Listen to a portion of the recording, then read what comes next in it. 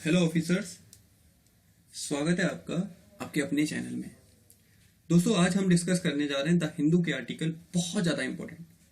पहला आर्टिकल है breaking the cycle of child labour is in India's hands. समझने की कोशिश करेंगे कि चाइल्ड लेबर इंडिया में कैसे बढ़ा और कोविड-19 के टाइम पर ये और ज्यादा पावरफुल कैसे देखने को मिल रहा है, समझेंगे।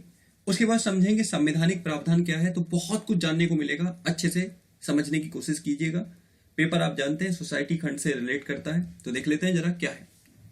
कोविड-19 के कारण भारत में बढ़ता बाल श्रम, यानी कि ड्यू टू कोविड-19 हमारे देश में बाल श्रम की समस्या लगातार बढ़ती जा रही है। अब यही समझने की कोशिश करनी है आपको कि बाल श्रम की समस्या आखिर क्यों बढ़ रही है। तो देखिए जरा क्या है।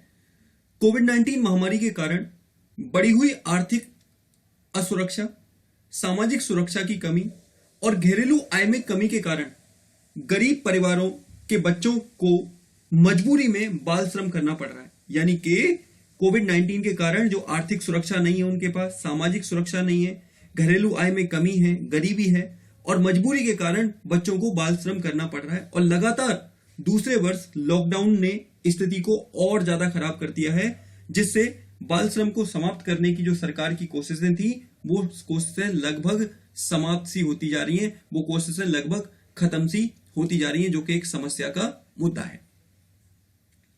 अब हम आगे समझने की कोशिश करेंगे और आगे जानने की कोशिश करेंगे कि आखिर बाल श्रम हमारे देश में इतनी भयावह स्थिति क्यों है। अब जरा समझने की कोशिश कीजिएगा भारत में बाल श्रम की स्थिति क्या है, यानी कि भारत में आपको बाल श्रम की क्या स्थिति देखने को मिलेगी, आपको यह समझना है अच्छे से। सो ध्यान से सुनिए। देखिए, बाल श्रम से तात्पर्य बच्चों को किसी भी ऐसे कार्य में लगाना। बाल श्रम से तात्पर्य का मतलब क्या है? बच्चों को किसी भी ऐसे कार्य में लगाना जो उन्हें उनके बचपन से वंचित करता है, नियमित स्कूल जाने से वंचित करता है, उनकी क्षमता में हस्तक्षेप करता है और यह मानसिक, शारीरिक, सामाजिक या नैतिक रूप से खतरनाक और हानिकारक हो सकता है। यानी कि अगर बाल श्रम समझने की कोशिश कीजिएगा, कोई बच्चा बाल श्रम में लगेगा तो क्या होगा? उसके बचपन से वंचित होगा, वो नियमित स्कूल जाने से वंचित होगा, उसकी क्षमता प्रभावित होगी और उसका मानसिक, शारीरिक और सामाजिक या नैतिक रूप से उसका विकास व्यवस्थित रूप से नहीं हो पाएगा, जो कि एक समस्या का मुद्दा है। भारत की जनगणना के अनुसार समझिए जरा, भारत की जनगणना के अनुसार 2011 में, यानी कि भारत की जो जनगणना है 2011 के अनुसार 5 से 14 वर्ष की आयु के लगभग 10.1 मिलियन बच्चे 10.1 मिलियन बच्चे किसमें कार्यरत हैं? बाल श्रम में। और ये ज्यादातर आपको 8.1 मिलियन बच्चे ग्रामीण क्षेत्रों में कार्यरत देखने को मिलेंगे। यानी कि ग्रामीण क्षेत्र में क्या है, स्थिति काफी ज्यादा खराब है बाल श्रम के मामले में। वहां पर अधिकतर बच्चे बाल श्रम करते हुए आपको दिख जाएंगे, जो कि एक समस्या का मुद्दा है। अब ये तो आपने समझ लिया कि बाल श्रम से समस्या है, आप जानते हैं क्यों है। क्योंकि हमारे देश में सामाजिक सुरक्षा नहीं है, गरीब हैं, परिवारों के साइज बड़े हैं, शिक्षा मिल नहीं पाती और इसके कारण वो बच्चे बाल श्रम में बचपन में ही लग जाते हैं, जिसके कारण उनका राजनीतिक, आर्थिक और मानसिक, शैक्षिक विकास नहीं हो पाता। अब हम ये समझने की कोशिश करेंगे कि आखिर बाल श्रम के दुष्परिणाम क्या है। क्या कोई इसका दुष्परिणाम है? क्या कोई दुष्प्रभाव है? तो डेफिनेटली है। सबसे पहला दुष्प्रभाव है कि बच्चे अपने बचपन से वंचित हो जाते हैं। जो उम्र उनकी शिक्षा के लिए होती है, जो उनको मानव पूंजी बनाने की उम्र होती है, उस उम्र से वो वंचित हो जाते हैं। सबसे पहला प्रभाव। इसके अलावा बच्चे अनेक रोगों से ग्रसित हो जाते हैं। जब छोटे एज में ही कड़े काम करना शुरू कर देते हैं तो उन्हें त्वचा रोग, फेफड़ों के रोग, कमजोर दृष्टि, टीबी आदि जैसी समस्याएं देखने को मिलती हैं। आदि जैसी समस्याओं का सामना उन्हें करना पड़ता है। तीसरा, कार्यस्थल पर शोषण की सुविधा। बच्चे छोटे होते हैं और कार्यस्थल पर उनका शोषण होने की सुविधा बढ़ जाती है और शोषण से उनका और ज्यादा उन्हें प्रॉब्लम देखने को मिलती है। इसके अलावा शिक्षा से वंचित होना, यानी कि बचपन से ही काम करने के कारण क्या होगा, जो उन्हें शिक्षा मिलनी चाहिए, जो शिक्षा मिलती है, वो उस शिक्षा से वो वंचित हो जाते हैं। और जब वो शिक्षा से वंचित हो जाते हैं तो समस्याएं और ज्यादा देखने को मिलती है। वे विकास के अवसरों का लाभ उठाने में असमर्थ हो जाते हैं। वे विकास के अवसरों का लाभ उठाने में असमर्थ हो जाते हैं और अपने शेष जीवन अकुशल श्रमिकों के रूप में क्या निकाल देते हैं, जिसके कारण उनका गरीबी का स्तर हमेशा वैसा का वैसा ही बना रहता है, वैसा का वैसा ही बना रहता है। अगर आपको याद हो वो गरीबी की साइकिल कैसे चलती है, कुछ इस प्रकार चलती है। आपको याद होगा कि अगर कोई व्यक्ति शिक्षित नहीं है, शिक्षा नहीं मिली है, तो उसकी अगली पीढ़ी को भी शिक्षा नहीं मिलेगी, वो भी गरीब था, उसकी अगली पीढ़ी भी गरीब होगी, और ऐसे ही ये साइकिल चलती रहती है। और ये सब रीजन क्या है? ये सब रीजन है बाल श्रम और शिक्षा ना मिल पाना, जिसके कारण वो विकास के अवसरों का लाभ नहीं उठा पाते और अपना शेष जीवन अकुशल श्रमिकों के रूप में गुजार देते हैं, जो कि बहुत बड़ी समस्या का मुद्दा है, जो कि एक प्रॉब्लम का कारण है। आगे समझने की कोशिश करते हैं कि आगे क्या है। अब समझते हैं बाल श्रम से जुड़े मुद्दे, यानी कि बाल श्रम से जो जुड़े मुद्दे हैं वो क्या है। देखिए, सबसे पहला मुद्दा है कारण एवं प्रभाव संबंध। कारण एवं प्रभाव संबंध मतलब कि बाल श्रम के कारण क्या है, मैं आपको बता चुका हूं। गरीबी, फिर आपका सामाजिक सुरक्षा ना होना, आय के साधन कम होना, परिवारों का बड़ा होना, ये सारे कारण हैं जिसके कारण बाल श्रम देखने को मिलता है। और प्रभाव इससे पहले मैंने बताया आपको। दूसरा, राष्ट्रीय अर्थव्यवस्था के लिए खतरा। अब बाल श्रम राष्ट्रीय अर्थव्यवस्था के लिए खतरा कैसे है, तो समझने की कोशिश कीजिएगा। बाल श्रम राष्ट्रीय अर्थव्यवस्था के लिए इसलिए खतरा है क्योंकि बाल श्रम अगर होगा तो क्या होगा, बच्चे अकुशल श्रमिक बन के रह जाएंगे, और अकुशल श्रमिक बन के रह जाएंगे तो एक समय बाद उनकी जो काम करने की क्षमता है वो प्रभावित होगी, और जिसके कारण उनका देश की जीडीपी में काफी कम योगदान होगा, जो कि एक समस्या का कारण है। तीसरा, अनौपचारिक क्षेत्र में बाल श्रम। ज्यादातर बाल श्रम आपको अनौपचारिक क्षेत्र में देखने को मिलता है। ऐसा क्षेत्र जिस पर सरकार का कोई नियंत्रण नहीं होता, ऐसे क्षेत्र को हम अनौपचारिक क्षेत्र में बोलते हैं। अनौपचारिक क्षेत्र में आपको बाल श्रम देखने को मिलता है, और जब बाल श्रम अनौपचारिक क्षेत्र में देखने को मिलता है तो इसके कारण बच्चों को ना तो कोई सुरक्षा मिलती है, ना पर्याप्त सैलरी मिलती है, और ना ही पर्याप्त वहां पर जो काम की कंडीशन है वो अच्छी होती है, जिसके कारण समस्याएं और ज्यादा बढ़ती हैं। यानी कि अनौपचारिक क्षेत्र में आपको बाल श्रम सबसे ज्यादा देखने को मिलेगा। चौथा, प्रच्छन्न बाल श्रम। ये ज्यादातर देखने को मिलता है ग्रामीण क्षेत्र में। ग्रामीण क्षेत्र में आप जानते हैं छोटे छोटे खेत होते हैं, और वहां पर परिवार के सभी सदस्य काम में लगे रहते हैं, जिसमें बच्चे भी शामिल होते हैं। कहने को बच्चों की प्रोडक्टिविटी जो सीमांत उत्पादकता होती है, वो काफी ज्यादा लो होती है, वो काफी ज्यादा कम होती है, लेकिन इसके बावजूद भी वो काम में लगे रहते हैं। तो इस वजह से प्रच्छन्न बाल श्रम की समस्या देखने को मिलती है। और पांचवा, बाल तस्करी। ये हमारे देश में एक बड़ी समस्या है। बाल तस्करी की भी समस्या हमारे देश में बड़े स्तर पर देखने को मिलती है। तो ओवरऑल कहा जाए तो बाल श्रम से अनेक क्या है, मुद्दे हैं, अनेक समस्याएं हैं, और इसके कारण भी जब समस्याएं उत्पन्न होती हैं तो बहुत ज्यादा प्रॉब्लम देखने को मिलती है। तो ऐसे में इस बाल श्रम को दूर करने के लिए कुछ सकारात्मक कदम उठाए जाना बहुत ज्यादा आवश्यक है, जिससे कि बच्चों को इस बाल श्रम की समस्या से उभारा जा सके, बच्चों को आगे लाया जा सके। और इसके लिए आगे की राह क्या हो, कैसे इसको दूर किया जाए। तो सबसे पहली चीज, पंचायतों की भूमिका को बढ़ाया जाए। क्योंकि भारत में आप जानते हैं लगभग 80% से ज्यादा बाल श्रम आपको ग्रामीण क्षेत्र में देखने को मिलेगा। तो जब ग्रामीण क्षेत्र में बाल श्रम देखने को मिल रहा है तो पंचायतों को इसमें भूमिका निभानी चाहिए। और पंचायतों को क्या करना चाहिए, यह सुनिश्चित करना चाहिए कि बच्चे स्कूल जाएं, यह सुनिश्चित करना चाहिए कि बच्चों को मिड डे मील की सुविधा मिले, यह सुनिश्चित करना चाहिए कि पेरेंट्स बच्चों को बाल श्रम में ना लगाकर उन्हें स्कूल शिक्षा प्रदान कराएं, ताकि वो बाद में जाकर बेहतर मानव पूंजी बन सके। तो पंचायतों को निचले स्तर पर रहकर महत्वपूर्ण भूमिका निभानी होगी, जिससे कि वो अपने आप को आगे बढ़ावा दे सके। दूसरा, एकीकृत दृष्टिकोण, इंटीग्रेटेड विजन अपनाने की जरूरत है।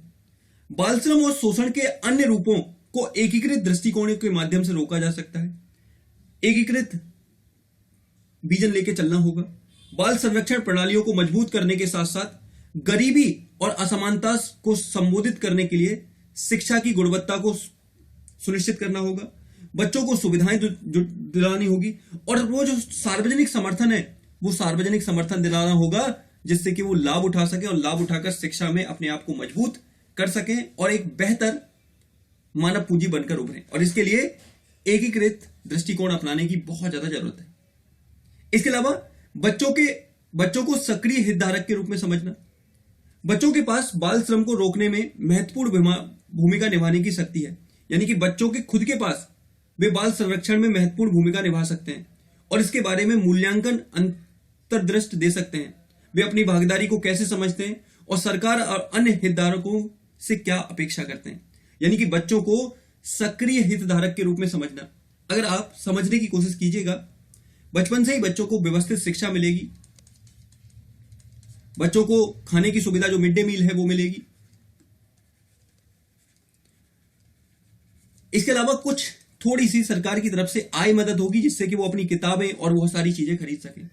तो क्या होगा, वो अपने आप ही बाल श्रम से अपने आप को दूर रखेंगे, और बाल श्रम से दूर रखेंगे तो वो शिक्षा में ध्यान लगाएंगे, व्यवस्थित नागरिक बनेंगे और देश की अर्थव्यवस्था में अपनी सक्रिय भूमिका निभाएंगे। इसलिए कहा जा रहा है कि हमारे देश में बाल श्रम एक बड़ी समस्या है और इसको निपटाना काफी ज्यादा महत्वपूर्ण है। यह आपको अच्छे से याद रख लेना है।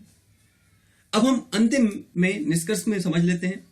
बच्चे स्कूलों में पढ़ने के लिए बने होते हैं, कार्यस्थलों पर काम करने के लिए नहीं। बाल श्रम बच्चों को स्कूल जाने के उनके अधिकार से वंचित करता है और गरीबी को पीढ़ीगत बनाता है। बाल श्रम शिक्षा के एक प्रमुख बाधा के रूप में कार्य करता है जो स्कूल में उपस्थित और प्रदर्शन दोनों को प्रभावित करता है। तो ऐसे में बाल श्रम को रोका जाना बहुत ज्यादा जरूरी है जिससे कि बच्चे जो पीढ़ीगत गरीबी की समस्या है उससे निकल सके।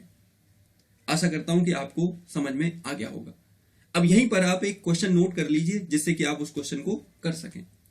और क्वेश्चन क्या है, नोट करिए। क्या आप मानते हैं बाल श्रम गरीबी को पीढ़ीगत बनाता है। इसके लिए जिम्मेदार कारणों का परीक्षण करते हुए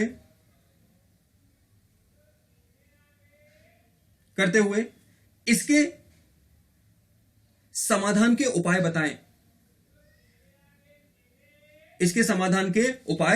बताएं। आई थिंक आपको समझ में आ गया होगा, टॉपिक भी आपको समझ में आ गया होगा। समझ में आ गया है तो जल्दी से टाइप कर दीजिए यस कि आपको समझ में आ गया है। फिर हम अगले टॉपिक पे चलते हैं। अब हमारा अगला टॉपिक है Taliban attack on the rise in Afghanistan as US continues troops withdraw. यानी कि आपने सुना होगा पिछले कुछ दिनों में कि जब से अमेरिका ने यह घोषणा की है कि वह अपने सैनिकों को वापस ले जाएगा, तब से तालिबान ने अपने अटैक बढ़ा दिए हैं।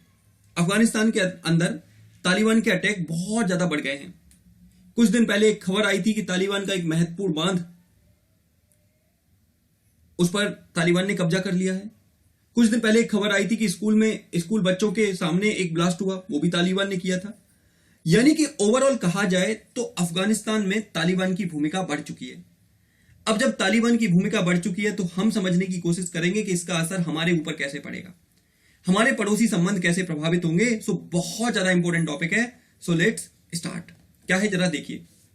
अफगानिस्तान शांति प्रक्रिया और भारत के हित, ध्यान से सुनिएगा, समझिएगा। तो देखो, अमेरिका सितंबर तक अफगानिस्तान से अपने सैनिकों को वापस बुलाने की तैयारी में है। यानी कि अमेरिका चाहता है कि सितंबर तक उसके सभी सैनिक अफगानिस्तान से वापस आ जाएं, जो कि 2001 में पहुंचे थे। कहां पर? अफगानिस्तान, और तब से लंबे समय से वो वहां पर बने हुए हैं। तो ऐसे में अमेरिका ये चाहता है, ठीक है, याद रखना है। अब समझने की कोशिश कीजिए आगे क्या होगा, आगे समझने की कोशिश कीजिएगा प्लीज।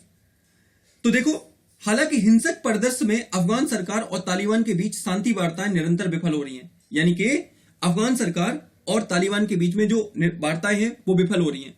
ऐसे में अफगानिस्तान के भविष्य, उसकी राजनीतिक स्थिति और भारत के हितों की चर्चा करना आवश्यक हो जाता है। और हम समझने की कोशिश करेंगे कि उसमें क्या देखने को मिल रहा है, किस प्रकार समस्याएं देखने को मिल रही हैं, ये आपको बहुत अच्छे से जानना है। तो ध्यान से एक एक टॉपिक समझिए, आपको बहुत अच्छे से अफगानिस्तान पर पूरी डायमेंशन आज आपकी क्लियर हो जाएगी। चलिए देखते हैं क्या है और समझने की कोशिश करते हैं। शांति वार्ता की वर्तमान स्थिति, यानी कि शांति वार्ता की वर्तमान स्थिति क्या है, यह हमें जानना है। तो देखो, तालिबान द्वारा लगातार जारी हिंसक गतिविधियों के कारण शांति वार्ताएं हमेशा विफल हो जाती हैं। 2020 में संपन्न हुए अमेरिका तालिबान शांति समझौते में हिंसा की कमी करना भी शामिल था, लेकिन ऐसा नहीं हो सका।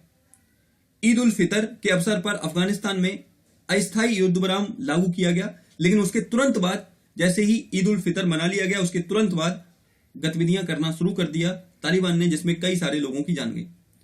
अंतर्राष्ट्रीय समुदाय की चेतावनी के बावजूद भी, ध्यान से सुनिएगा, अंतर्राष्ट्रीय समुदाय की चेतावनी के बावजूद भी तालिबान ने अपने आप को उसी स्तर पर रखा है। तालिबान लगातार हिंसक गतिविधियां करता जा रहा है, हिंसा में पार्टिसिपेट करता जा रहा है तालिबान, जो कि एक समस्या का बहुत बड़ा कारण है। अब देखिए, अशरफ गनी सरकार ने स्थायी युद्ध विराम का आह्वान किया है और वह सत्ता हस्तांतरण के लिए जल्द चुनाव कराने को तैयार है, लेकिन तालिबान इसके लिए भी सहमत नहीं है। तालिबान नहीं चाहता कि वहां पर कोई विराम हो, कोई चुनाव हो। वो डायरेक्ट अपनी पावर को स्थायी करना चाहते हैं अफगानिस्तान के अंदर। अब हम समझने की कोशिश करेंगे कि आखिर ये तो हो गए प्रयास। अब आप एक बात नोटिस करिएगा, मैं कुछ बात नोटिस कराना चाहता हूं आपको। यहां पे देखिए, आप देखिए इस प्रकार के हथियार इन आतंकी समूहों के पास कहां से आते हैं। ये अपने आप में सोचने वाली बात नहीं है। जो सेना के पास हथियार होने चाहिए वो हथियार इन लोगों के पास आते हैं। आप देखिए, इतने बड़े बड़े हथियार, लॉन्चर, ये सारी चीजें आप समझ रहे हैं इसके बारे में। तो ये कहीं ना कहीं सोचने वाली बात है। आगे देखते हैं, शांति स्थापना के अंतर्राष्ट्रीय प्रयास क्या है। अफगानिस्तान में शांति स्थापना के उद्देश्य से मार्च 2021 में मॉस्को में एक वार्ता आयोजित हुई, जिसमें अफगानिस्तान सरकार तथा तालिबान के प्रतिनिधियों के अलावा अमेरिका, रूस, चीन और पाकिस्तान ने भाग लिया, लेकिन भारत ने इसमें भाग नहीं लिया था। भारत को आमंत्रित नहीं किया गया था, जो कि एक चिंता का मुद्दा है। उसके अलावा अप्रैल 2021 में तुर्की में एक वार्ता आयोजित हुई, लेकिन तालिबान द्वारा इसमें भाग लेने से इनकार कर दिया और तालिबान ने साफ मना कर दिया कि वो इन गतिविधियों में भाग नहीं लेंगे, वो इसमें शामिल नहीं होने वाले। ये तालिबान ने घोषणा की। यानी कि ओवरऑल कहा जाए तो समय समय पर, समझने की कोशिश कीजिएगा, ओवरऑल कहा जाए तो समय समय पर तालिबान से शांति स्थापित करने की बात की गई है, लेकिन एक बार भी तालिबान ने इसका समर्थन नहीं किया है। ये तो हो गई चलो तालिबान की बात। अब हमें जो वास्तविक समझना है वो समझना है भारत का रुख क्या हो, और भारत अफगानिस्तान में किसका समर्थन देखता है, हमें यह समझना है। और फिर लास्ट में हम समझेंगे कि अगर तालिबान की सरकार आ जाती है तो ऐसे में भारत को किस ओर रुख करना चाहिए, वो हमें जानना है। ध्यान से सुनिएगा, समझने की कोशिश कीजिएगा आप लोग। तो क्या है, भारत अफगानिस्तान में अशरफ गनी सरकार यानी कि लोकतांत्रिक रूप से चुनी हुई सरकार का समर्थन करता है, और उसने इसके लिए 3 बिलियन से ज्यादा अपनी आर्थिक सहायता दी है। 3 बिलियन से ज्यादा भारत ने आर्थिक सहायता दी है अफगानिस्तान को, ताकि अफगानिस्तान में शांति सुनिश्चित हो सके, शांति स्थापित हो सके। ये सारी चीजें भारत का कहना है। अब दूसरी बात, भारत अफगान नेतृत्व वाली, ध्यान से सुनो, भारत अफगान नेतृत्व वाली, अफगान स्वामित्व वाली, अफगान नियंत्रित शांति प्रक्रिया का समर्थन है। भारत अफगानिस्तान में पाकिस्तान समर्थित तालिबान को बिल्कुल भी सपोर्ट नहीं करता। भारत चाहता है कि अफगानिस्तान में अफगान नेतृत्व वाली, अफगान स्वामित्व वाली और अफगान नियंत्रित वाली सरकार आए और उन्हीं के साथ शांति प्रक्रिया स्थापित की जाए। भारत पाकिस्तान समर्थित तालिबान का समर्थन नहीं करता, जो कि एक और मुद्दा है। यानी कि ओवरऑल कहा जाए तो भारत चाहता है कि अफगानिस्तान में एक लोकतांत्रिक सरकार आए और वो लोकतांत्रिक सरकार लोगों के द्वारा चुनी हुई हो, ये कामना करता है भारत। जरा बताइए, समझ में आया? बढ़िया, आगे देखते हैं। अब भारत की स्थिति क्या है, भारत ने क्या किया है वहां पर। तो आप जानते हैं भारत 112 किलोमीटर के आसपास अपनी सीमा साझा करता है। किसके साथ? अफगानिस्तान के साथ। भारत पाकिस्तान को अपने विस्तारित पड़ोसी नीति और मध्य एशिया में प्रवेश द्वार के रूप में देखता है। पाकिस्तान के कब्जे वाले कश्मीर में भारत प्रत्यक्ष रूप से भौगोलिक सीमा भी साझा करता है, और सबसे छोटी सीमा साझा करते हैं हम इन्हीं के साथ। अभी दिखाऊंगा मैप में भी। माना जा रहा है कि विगत वर्षों में तालिबान की रूढ़िवादी विचारधारा में परिवर्तन आया है, लेकिन इसका कोई स्पष्ट प्रमाण नहीं है। कुछ लोग कह रहे हैं कि जो तालिबान की रूढ़िवादी प्रवृत्ति है अब धीरे धीरे उसमें चेंज आ रहा है, लेकिन इसका प्रमाण नहीं है, यह भारत का मानना है। अफगानिस्तान में तालिबान सरकार का अर्थ होगा कि अफगानिस्तान में भारत संबंधी नीति पर पाकिस्तान का नियंत्रण। इससे पाकिस्तान को भारत विरोधी गतिविधियों के संचालन के लिए अफगानिस्तान के क्षेत्र का इस्तेमाल करने में अवसर मिल जाएगा। कहने का मतलब क्या है कि अगर मान लो इनकेस, समझने की कोशिश कीजिएगा, अगर इनकेस अफगानिस्तान में तालिबान की सरकार आ जाती है तो तालिबान का समर्थन सीधा सीधा किसको होगा? सीधा सीधा समर्थन पाकिस्तान को होगा। और जब सीधा सीधा समर्थन पाकिस्तान को होगा तो पाकिस्तान वहां से रहकर भारत में क्या करेगा? गतिविधियां करेगा, जो कि भारत के लिए समस्या का मुद्दा है। दूसरा, भारत ने बड़ी मात्रा में निवेश किया हुआ है। अगर तालिबान सत्ता में आता है तो भारत के निवेश पर नकारात्मक प्रभाव पड़ेगा। और चौथा, तालिबान में फिर से वही रूढ़िवादी गतिविधियां बढ़ना शुरू हो जाएंगी। लड़कियों की शिक्षा पर रोक, महिलाओं को अधिकारों से वंचित करना, ऐसी बहुत सारी समस्याएं देखने को मिलेंगी जिनको लेकर भारत कंसर्न है। अब मैं आपसे समझने की कोशिश करूंगा, जानने की कोशिश करूंगा कि देखो, जिस प्रकार तालिबान का प्रभाव अफगानिस्तान में बढ़ रहा है, उससे हम एक अनुमान तो लगा सकते हैं कि आने वाले समय में सत्ता पर तालिबान काबिज हो जाएगा जैसे ही अमेरिका वापस हो जाता है वहां से। तो क्या भारत को तालिबान से बात करनी चाहिए या फिर भारत को हमेशा लोकतांत्रिक सरकार का ही समर्थन करते रहना चाहिए? आप क्या राय रखते हैं वो आपको अपना कमेंट बॉक्स में बताना है, और मैं क्या राय रखता हूं वो मैं बताता हूं। देखिए, अगर हम अंतर्राष्ट्रीय परिदृश्य को देखें, अंतर्राष्ट्रीय संबंधों को देखें, तो हम उसमें एक बात कह सकते हैं, और वो बात यह है कि अंतर्राष्ट्रीय संबंधों में हमेशा राष्ट्रीय हित देखा जाता है। राष्ट्रीय हित देखा जाता है। शुरुआत में हमारा राष्ट्रीय हित किसके साथ था? अफगानिस्तान की लोकतांत्रिक सरकार के साथ। अफगानिस्तान की लोकतांत्रिक सरकार के साथ तो राष्ट्रीय हित देखा जाता है। तो पहले हमारा राष्ट्रीय हित लोकतांत्रिक सरकार से जुड़ा हुआ था, क्योंकि वहां पर लोकतांत्रिक सरकार थी। अब अगर लोकतांत्रिक सरकार हट जाती है तो भारत को तो अपने संबंध अच्छे बनाने हैं। अगर हमें मध्य एशिया में एंटर होना है, अपने निवेश को बढ़ाना है, बचाना है, और साथ ही अच्छे संबंध बनाने हैं, तो भारत को तालिबान से भी बातचीत करने देना शुरू कर देना चाहिए, जिससे कि तालिबान को ऐसा ना लगे कि हम सत्ता में आए तो भारत हमसे दूर जाने लगा। क्योंकि राष्ट्रीय हित महत्वपूर्ण है, तो इसको ध्यान में रखना चाहिए भारत को। और जिससे कि अगर तालिबान के साथ हमारे संबंध अच्छे हो जाएंगे तो एक अच्छी मजबूत पकड़ रहेगी।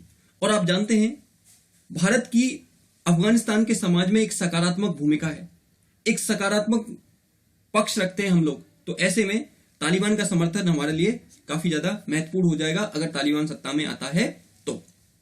आगे देखते हैं, अमेरिका की वापसी के निहितार्थ क्या है? अमेरिका की वापसी के निहितार्थ क्या है?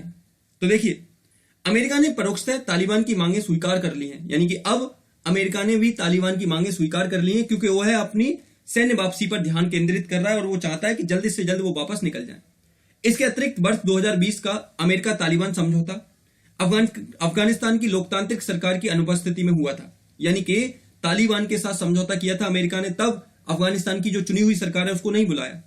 ऐसे में अफगानिस्तान भीषण हिंसा की चपेट से आसक्त है तथा वहां गृह युद्ध छिड़ सकता है, और यह स्थिति अनिश्चितकालीन तक जारी रह सकती है, जो कि एक समस्या का मुद्दा है। तो हम यहां पे एक बात कह सकते हैं कि जिस प्रकार अमेरिका वापस निकल रहा है, अमेरिका बाहर आ रहा है अफगानिस्तान से, वो इस क्षेत्र में कहीं ना कहीं समस्याएं उत्पन्न करेगा। तालिबानी गतिविधियां बढ़ेगी तो हो सकता है कि इससे आतंकवादी गतिविधियां भी बढ़े, और जो रूढ़िवादिता का स्तर है वो तेजी से बढ़ता चला जाए, जो कि बहुत ज्यादा नुकसानदायक होगा। और आप जानते हैं, भारत के लिए तो ये और ज्यादा समस्या का मुद्दा हो सकता है, क्योंकि भारत ने बड़ी मात्रा में निवेश किया हुआ है, भारत के वर्तमान में मैत्री संबंध हैं, और अफगानिस्तान भारत को हर मुद्दे पर समर्थन देता है। लेकिन अगर यहां पर तालिबान सरकार आती है तो इससे कहीं ना कहीं भारत के हित प्रभावित हो सकते हैं। क्या सोचते हैं आप इसके बारे में, जरा कमेंट बॉक्स में बताइएगा।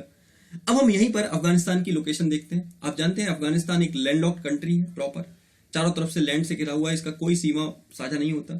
ये अपना बॉर्डर ईरान से, तुर्कमेनिस्तान से, तजाकिस्तान से, और फिर यहाँ पर ये चाइना से, यहाँ आपका देख रहे हो ये इंडिया से, ठीक है, फिर आपका ये पाकिस्तान से बॉर्डर साझा करता है। ठीक है, ये सारी बातें आपको इनके बारे में अच्छे से याद रखनी है। तो ये था आज के आपके 2 टॉपिक, आशा करता हूं कि आपको समझ में आएंगे। ठीक है, ये यही इसी बात के साथ मैं अपनी बात खत्म करता हूं। मिलते हैं एडिटोरियल की क्लास में, और मैं जो छोटी छोटी वीडियो बना रहा हूं चैनल पे, उन्हें देखिएगा जरूर। वो कहने को वायरल न्यूज हैं, लेकिन मैं उनको कॉन्सेप्ट के साथ क्लियर करता हूं जिससे कि आपको चीजें समझ में आ जाए। जैसे कि मिल्क वाला मैंने मुद्दा किया है, तो मिल्क वाले मुद्दे में मैंने ऑपरेशन फ्लड, श्वेत क्रांति, ये सारी चीजें मेंशन की हुई हैं। तो अच्छे से देखिएगा जिससे कि आपका कॉन्सेप्ट अच्छे से क्लियर हो। चलिए इसी बात के साथ खत्म करता हूं अपनी बात। मिलते हैं ऐसी ही नई क्लास में। तब तक के लिए आप सभी का धन्यवाद। God bless you all of you. Stay safe, stay motivated.